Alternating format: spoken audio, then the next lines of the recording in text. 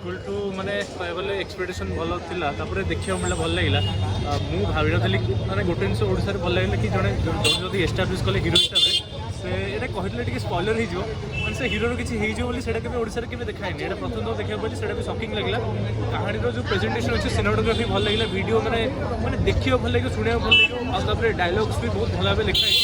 कहानी writing part बहुत भल अछि गोटे सूदिंग एंड सटल कहानी अछि समस्त सुन देखिबे बिल्कुल भल लागिला ओवरऑल गोटे गुड आ अनुभव सारंग एंट्री अनुभ भाई एंट्री लास्ट रे थिला माने टोटल मूवीटा गोटे केक कहबे ताले अनुभ भाई एंट्रीटा चॉकलेट थिला गोटे चेरी ऑन द केक कहि परबे भल लागले एक्सपेक्टेशन बेटर अछि सेकंड पार्ट रे काना फर्स्ट पार्ट तो देखले सेकंड पार्ट जब अनुभ भाई हीरो ना विलन आ देवा भाई जो न्यू एक्टर हिसाब रे देवा भाई का एक्टिंग केते लागला देवा भाई को शंकर मूवी देखी तो देवा भाई को शंकर मूवी रे तना एक्टिंगटा टिके माने इंट्रोडक्शन हिसाब रे इंट्रो हिसाब पाइछि कि हम भाई कोन करि परिबे किंतु मालिक ना ना बिल्कुल रे हम जो देखि छी ना लिटरली माने तांकर माने पूरा फुटी की बाहर छी तांकर जो एक्सप्रेशन हो माने से ठाकुरानी जतल तांको माने